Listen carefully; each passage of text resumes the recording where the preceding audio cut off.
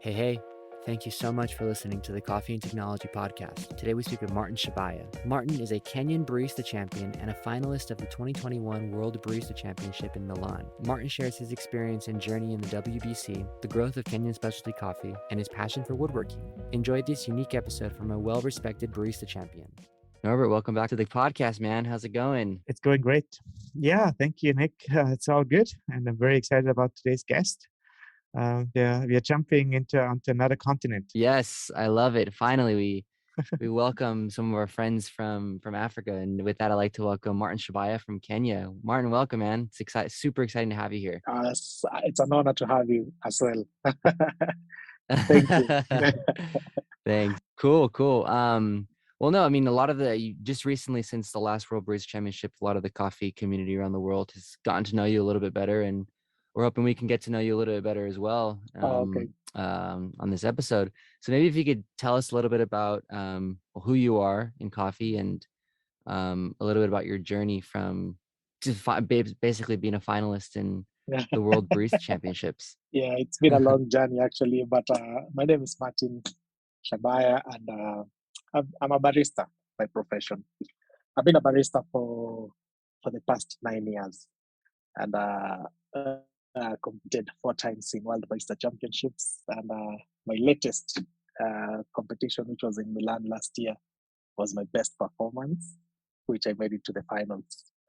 But previously, I've been working with a company here in Kenya for it was my first employment. And I left 2 years ago. And now I'm pursuing something to hold on to my sustainability before I get my new path in coffee. So I first competed in the World Barista Championships in 2015 in Seattle. Mm-hmm. And it was my first experience, even heading outside the country. It was my first time getting out of Kenyan borders. So it was really intense, and I was all alone. I was just given the resources, and I was told, a good job, make us proud, go there and represent Kenya really well. So it was intense, but it was all smooth. I was wowed by everything, seeing many baristas and coffee people, the community together in one place. It's something that I had never experienced before. And I really found really welcoming people, and they really assisted me also in the preparation because like I mentioned, I was all alone there.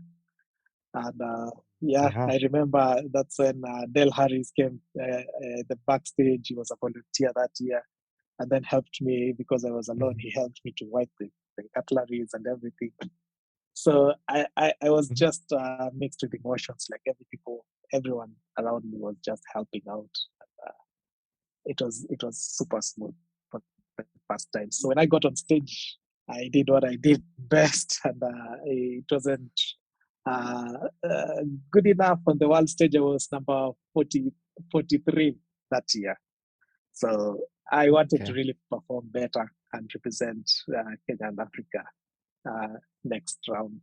So I decided to compete again in 2016, and that was in Dublin. So this time round, I managed a little bit to perform better, and I was 22nd, number 22nd. So I really improved from my previous experience. But yeah, for sure.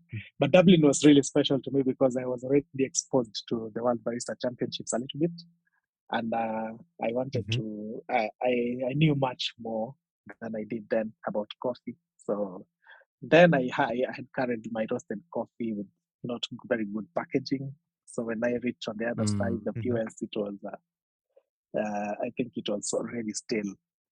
So I tried pulling shots, trying different recipes, but no crema. No. It was crazy. No. and then, I didn't understand what was really happening. I couldn't contemplate the difference in, I don't know, the temperatures over there or elevation, how it affected and everything. So I didn't know. Yeah. I didn't know. So in Dublin, I chose to go with green beans. Then I just... And then you roasted in Dublin. I hoped to find someone who would just direct me to a roaster who can roast my coffee really well. So, But Oh yeah, man, big risk. I yeah, love it. it was a big risk. It was a big risk because it was getting towards a few days to, it was about 3 days to the competition. And then I bumped into a small kiosk. Someone was just serving takeaway coffees. It was called Brian, Silver Skin Coffee Roasters. And I asked him that if he knows somewhere I can roast my 2 kilos of coffee. That's amazing, man. And he told me, man, you're in the right place. I didn't know. So why are you having great beans? Where did you get them from? I told him that I'm the national champion from Kenya. And he was really proud to support me. He took me to his roaster. He had I think it was more than a 5 kilo roaster, but we had to squeeze in the 2 kilograms. And I think he's an expert. He did his magic over there, roasted the 2 kilos, and at least I was safe that time and presented on the world stage. Yeah. So Now, that's a mind-blowing story, and I think it really shows how the coffee community comes together. Yeah, for sure. And also, there's so many moving parts, right? When you bring your own coffee, you prepare all the different methods. Everything needs to be dialed in. And you're in a different country, you're in a different setup. You might not have the same espresso machine. You might not have the same machines at home. Very, very complex. Yeah, it's very complex, but really, really, really exciting if it's your first time. It's exciting. And your coffee is, I mean, it was like what, 2-3 days fresh off roast? Yeah, maybe? yeah. Okay. Yeah, but I just walked into it, but it was really good. What I can say, he had some knowledge in roasting Kenyan coffees because he also served Kenyan coffees in a small kiosk. So he helped me that year, and that year was super smooth. I had one of the most amazing reception when I came back home because it was one of the best performing like previous Kenyans who had gone out to represent us in the previous years. I had performed better than them. So I had a good reception. So I wanted to compete again because I really wanted Kenyan coffees to be at the top. So yeah, for sure. So I tried in 2017 in Seoul, South Korea. So this was my second best experience because I managed to get into the semis through the wild card. So nice. Yeah. So it's been improving every year, and I made very good friends in Seoul who really kept in touch until today, and we worked together. Like something grew from Seoul. I can say I really benefited a lot from Seoul, and I can attribute much more what I experienced in Seoul to my performance last year, because that's yeah, excellent. for sure. I met very many people, very different people in coffee, like James Harper, who is also doing podcast. Yeah, for sure. So right. he recorded a conversation. We had a conversation which he recorded and aired. So this podcast made me meet Sasha Seshnik because he had the podcast and he really wanted to know more about it and try to know where he can come in at least so we can elevate the full coffee experience for the next round, which was last year now. Yeah. That's wonderful. So it's a story of connections, right? Yeah. So you start going.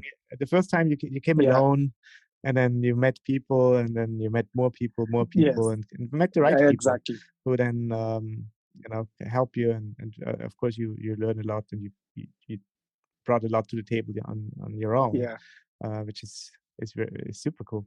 So now tell us a little bit about the coffee scene in Kenya. Because we have been to SCA. I have been, and it's a fantastic show, and it's also a certain craziness in a way. But how is the coffee scene? The coffee scene in Kenya. What I can say is that we are really coming up. Most specialty coffee shops are really growing. They're opening up in the CBD in Nairobi city center, and more baristas are exposed because we now have new coffee schools which are coming up. So previously, when I was being employed in my previous workplace, they just took anyone and then trained them to be a barista. But now most of the coffee Mm-hmm. shops are looking for certification, which is another step upward because there are schools Yeah. available. So all the baristas are going to school to get some knowledge on what they about barista, to learn basic skills about barista. So I think the coffee scene is growing in Kenya, and also really good coffees are being at least they are available in the market right now easily, because these coffee shops that are coming up are trying Mm-hmm. to sell special coffees from single origin coffees, promoting even some local farmers. So I think the coffee scene in Kenya is really growing. So in the next 5 years, I'm sure most of it will be known in the world that we've improved a certain percentage in the local consumption. Yeah, because in like in the US and Europe and Asia, of course, you know Kenyan coffees quite well as a delicacy, Mm-hmm. Yeah, and it's really one of the best. Now now there's this chance for having the same experiences in country, yeah, which always excites me to see that the local community grows and the local acceptance of that product is also happening and can also yeah, happen. This I think that relationship is much deeper than to the product. Mm-hmm. yeah, for sure. One of the things that has attributed to that mostly is the exposure on maybe these events like the Barista Championships locally. They put it Hmm. in a mall where most of the people are passing by. So many people want to know what's this about, and they want to know more about the coffee when they hear the barista presenting and explaining into the depth of what the coffee that he's serving is all about. So it has really also encouraged and promoted the local consumption. No, I mean, it's fascinating that there's like basically also a strategic approach to how to include people outside of the coffee industry to be welcomed and learn more. And that was one of my curiosities too. Being that Kenya is a specialty coffee origin, what would you say is there more of like an interest and a level of understanding what's happening at the farm level between like baristas and consumers? And then, like, are people more interested in knowing, what varieties they're drinking or what processes they're drinking? Because I know from experience in Colombia, for example, a consumer could ask, no, it's normal for a consumer to ask, give me this Yeah, pink bourbon or this yellow bourbon or this geisha. Versus here in the yeah, States, people don't really ask for that. And I always found that mhm, fascinating, like in Colombia producing origin. Is that the same yeah. kind of narrative in Kenya as well? Yeah, yes, that's the same. But it's very few coffee shops. As much as they're coming up, there are very few coffee shops which are serving Mm, specialty. So very few clients still know exactly what specialty coffee means, and then they can inquire much more about the coffee.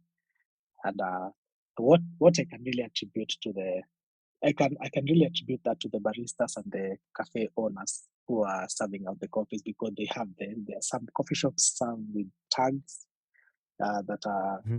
that have all the information about the farmer and all the processing and the roasting details that they need. And some coffee shops, they just do it by word of mouth with the customers. Hmm. Even before the customer asks, they just tell them this coffee today is this, and it's coming from this place, and the farmer is this guy. So it's happening in Kenya, but not in all the coffee shops. In a very few coffee shops which are serving specialty. Yeah, it just takes a while. It in any country, when even the US, like when specialty started 20-25 years ago, it took years until people knew more about what's actually in their cup and and it's still going on. Yeah, This is to me the exciting thing. So there's still a lot of potential to educate, to grow. yeah, And I saw that in Colombia too, from from zero or from very little to those details. Nick, you mentioned like, oh, the people are now requesting a variety. That's mind blowing, hmm. and yeah, it has come really a long way. Yeah. Yes, so that's so I think Kenya in this case is on a very interesting journey. yeah, And that makes me, wondered too is, so given this journey and trajectory that Kenya's on in terms of increasing, the level of local consumption of specialty coffee, I've heard a lot of people discuss how the younger generation is really leading this increasing in local consumption. What is it about, and from your perspective, being a young professional in the Kenyan coffee industry, what is it about what is the motivation behind this new generation really seeing, hey, we got to really push, and increase the level of consumption and really try to make this a more sustainable model for our country? Like, what is the motivation behind all that, for the specialty scene in Kenya?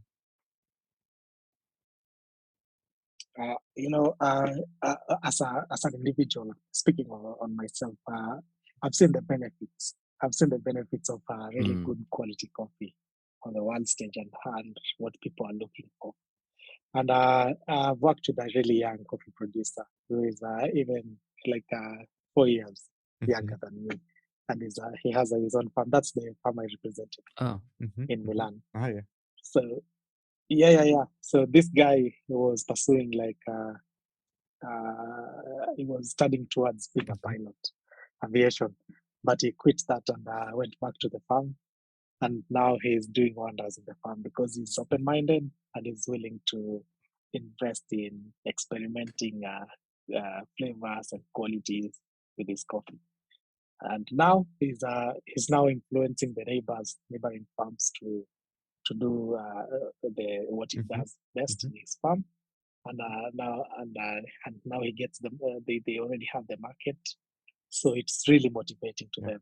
So most of the neighboring farms, which had their children going to the cities to learn for these white collar jobs, are giving examples to their children with this young farmer on how a young man can pursue farming as a career, and also do amazing qualities which will impress the world, and the market will be available because of the quality.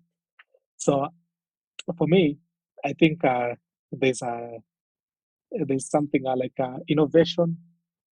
What I can say is that innovation has played a major part in changing and elevating the specialty coffee industry, and we young people are the ones who are bringing that innovation to the older generation who still have their grips on the farms, and some of them are rigid, but most of them are willing at least to try these new innovations and new techniques on how to account for the mostly traceability and sustainability efforts. And most of them are willing to adapt to this, and as long as it's improve the quality of the coffee and also the market. So most of them are willing to try it out.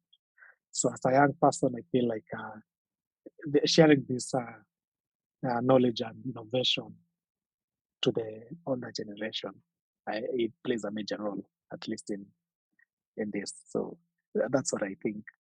Enjoying this episode of the Coffee and Technology Podcast? This podcast would not be possible without the support of Cropster.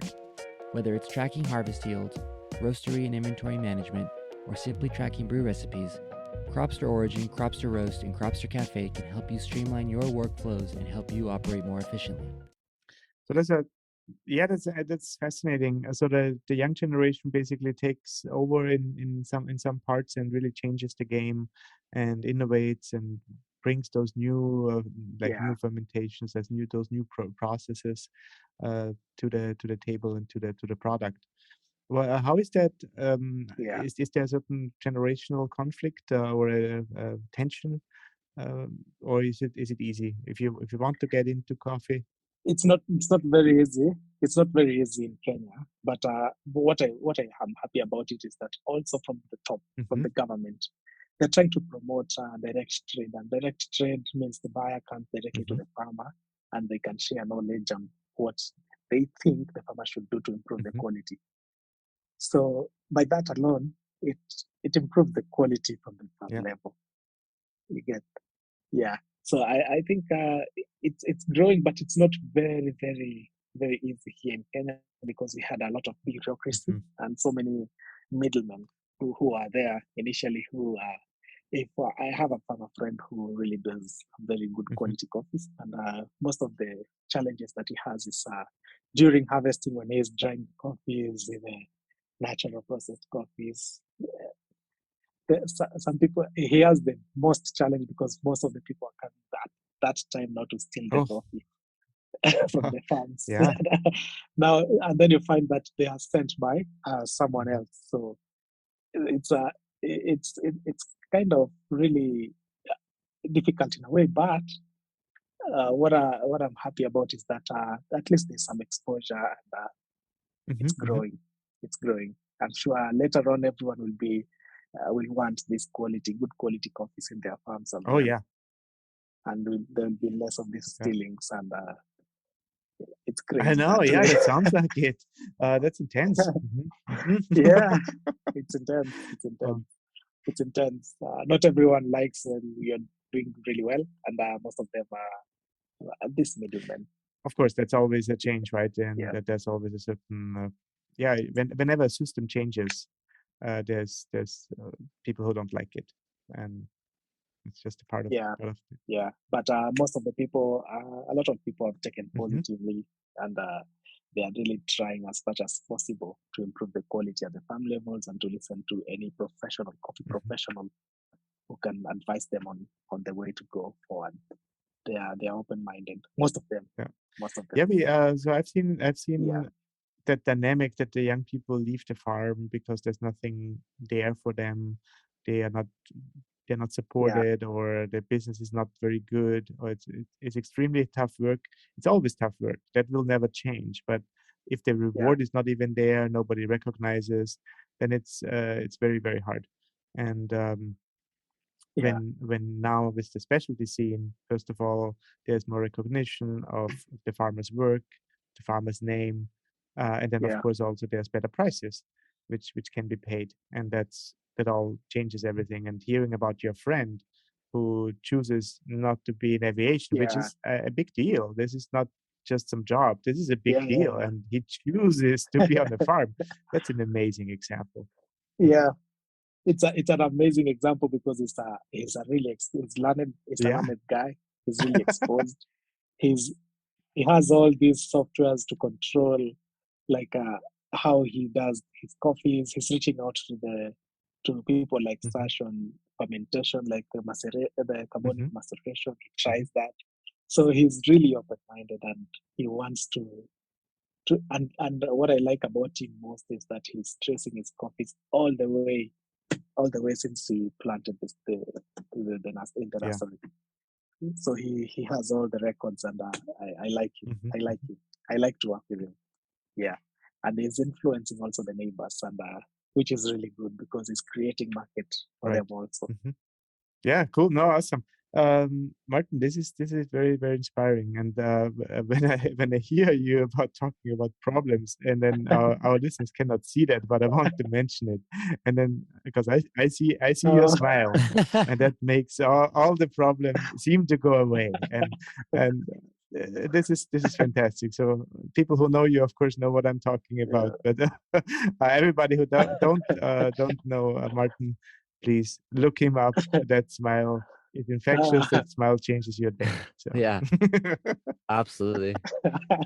Yes, yes. Uh, so Yeah. I'm really curious on we mentioned a lot of the traceability that, a lot of your farmer friends are doing. What's been kind of the level of, I guess, acceptance or interest in using, not just pen and paper to collect all the data, but implementing different technologies, like specifically cloud technologies to collect all this data, analyze this data, share this data. Yeah. Is that something that is Mhm. interesting, is of interest for Kenyan professionals more and more, or is there still some pushback, or No, there's no pushback at all. Most of in Kenya we still work with okay. Mhm. cooperatives. So different farmers are taking their coffees into one cooperative. So from there, at the cooperatives, you can't account like most of the. We had this issue whereby most of the farmers wouldn't account for how many bags they brought. So there was a lot of confusion when they are bringing all the coffees in Mhm. one place. So most of the cooperatives now are embracing like a system, any system that can work. Like I work with a very close friend of mine called Tony with Cropster. Tony is now overwhelmed with work, and I like it because he's now exposed most of the farmers when they just hear the idea about how you can trace your coffee from the moment you take it to the cooperative or whichever way. But when they just hear about the idea on how you can trace that coffee, they are willing to buy the idea. Also, the roasters in the small coffee shops which are coming up, every one of them are using the software like Cropster, honestly speaking, and they like it. It's something you can't avoid at this age. I've come to learn it, and I think Tony is very happy on his job trying to promote it, and the word is really spreading not only in Kenya, also it's going up to Uganda and even Rwanda, because all these coffee shops here in Kenya and the roasters are working together with Rwanda and Uganda because they want to serve different coffees from Uganda and Kenya in their coffee shops. So the word is spreading, and I think also the exposure for the traceability and accounting of everything is really growing. So they are very positive in embracing that. Oh man, that's very positive. That's so beautiful to hear because I'm not gonna lie, like it's so beautiful that that information and those experiences are being shared even across borders in East Africa because growing up here in the States and in elementary school and grade school we learned that we just hear conflict in that part of the world. Like we never hear community. And so to hear this for me growing up here, it's beautiful. Like, that you share these experiences across borders in East Africa and there's more to it. It's for me, it's special to hear that. I love it. It's growing. It's spreading all over. It's spreading all over, especially in Rwanda and Kenya because we work together mostly. Most of the coffee shops in Kenya are serving Rwandan and Ugandan coffee. Yeah. Wow. So that word of how to roast the coffee well and all to trace the coffee is also from the family. It's spreading a lot. It's spreading, and which is keeping Tony, my friend, really busy. That coffee really is community, right? That's I kind of learned from the early age. Even when I was not drinking coffee, the saying in my hometown was like, let's have a coffee. When you really wanted to say let's talk, let's sit down and talk, and instead of saying let's sit down and talk, you would say let's go for coffee, and that's really beautiful. So it creates this community, and that's what I see all along the way, like with your stories about the Barista Championships, about the farmers who then work together, right, with your friend, where the neighboring farmers start to learn and to adapt and to get together and work together. Very, very cool. Very cool. Yeah. So Martin, you also work on something very different from coffee, and I'm highly intrigued to hear a little bit about that too. Yeah, that's by I used to do woodwork to unwind after work, after everything. Just most of the furniture in my house I made it myself. Beautiful. What my children are. Yeah. So I bought the equipment one by one, and I was still working. And it was just out of passion, just to create. I just love woodwork. And most of what inspired me a lot is that most of the recycled wood that we have here locally are not being utilized in a very good way. So I just wanted to at least to work something out that can at least reuse the wood and in a beautiful way, which has really come out, which has mushroomed in a special way. So most of the people who know about what I do, they've given me some orders to make some small house furniture in the house. So I do it for them, and it's sustaining me. It has sustained me for the past 2 years now. That's very cool. I really it's very enjoy. Cool, and especially the last 2 years, they were very tough on baristas and on that end, the coffee shop end of the supply chain. Everybody really was affected. In Kenya also, it it was really intense because most of the people, like 80% of the baristas, lost their jobs, and also until now, all the coffee shops are reopening, but they are not, they're not calling back the baristas because now they are one.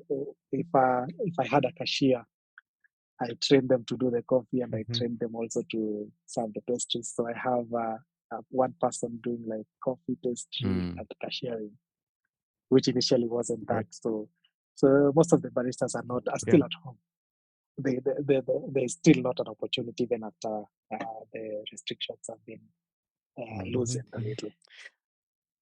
Yeah, and the coffee shops have reopened, but still, most of the baristas are still at home. Yeah. It will take a while. I think it will still take a while until everything comes back to more normal. Yeah. I feel it myself, right? I was definitely going out and being in restaurants quite a bit and coffee shops. I loved it, and now it's not yet at that level it was before. And that's I think it's a feeling more than anything. I just when I'm out, I feel it's should I be out? Is it safe, right? Yeah. And I always come back safe. It's good, but still, it's not 100% yet. And when I'm out, I already think of like when can I go home? And so it's at that level where before it's like how long can I stay? Can I stay longer? Can I go somewhere else? Yeah, it's that rebellion in you. Yeah, I know. No, that's cool. So back to the woodwork. It would be fantastic to see a Martin coffee shop with like wood furniture made by you, and you as the barista being there representing the coffees, the Kenyan coffees. I mean that will happen. That will happen soon. Yeah, for sure. I'm sure it will happen. But it's also fascinating because as a woodworker, you have to pay attention to detail. It's an art. It's an artwork essentially. And the same thing with I feel like those same skills can apply to being a barista. You're curating coffees, you're creating recipes. It's an art to pull a good shot and texturize the milk and pour the milk properly and make latte art. That's at least to me that's an art, right? Yeah, for sure. Yeah, for sure. And what I felt really much is that when I meet different clients nowadays, I extend that professionalism, the hospitality we used to have on the coffee shop, like speaking to clients, how to communicate with them, meet deadlines, enlighten them on how they want their stuff made. So that has really given me a boost because people are not used to like normal carpenters doing like extra like the customer service experience that they have it in the coffee shop. They find it in the carpentry, in the workshop. So it's really given me a boost up also. It translates over into different areas. Yeah. Oh, that's wonderful. I really would wish to have the opportunity to visit soon, and actually meet you in You're person. welcome anytime. Oh yeah, sure. By the way, I would love to also. Are you planning on going to any of the trade shows this year? Participating in any events? No, not really. But I'll be training most of the baristas here, and so we can find someone who can represent us really well. That one thing I'm curious on too, and what's next for Martin as well. I mean, obviously you want to go back to World Barista Championship and try to compete for the win. But what else is coming from Martin that our listeners can be excited for you? Oh, okay. Okay. For now, I'm still finding the paths, but I have different people have approached me on how we can work together.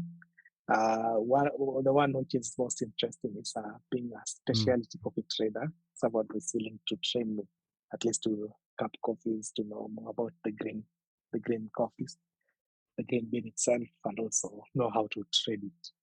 So that's one of the ventures I might follow. And the other one is I must have a coffee shop with a showroom for my furniture somewhere. Yes. I like it. Very cool. Yeah. Yeah. Yeah. That one is a long-term plan. Oh, fantastic. Martin, it was wonderful talking to you. Yes. Very enlightening, very heartfelt, and I feel very connected. I really enjoyed it. Thank you. I really enjoyed it as well, and I really appreciate you. I appreciate your joy that you bring. I could tell you, I needed this episode. I needed to speak with you. I mean, just it gives me hope, like there's people like Martin in the world, and it's like, okay, not everything is so bad, and it's like the more people I speak to like Martin, it's like, all right, I feel good, I feel happy. Yeah, that's exactly how I feel. This changes my day. Yeah. This changes everything. Thank you, and I hope our listeners can connect to that spirit and to that energy. We hope you enjoyed this episode of the Coffee and Technology Podcast. To learn more about Cropster, subscribe to this podcast and follow us on social media. For more educational content, visit cropster.com/learn.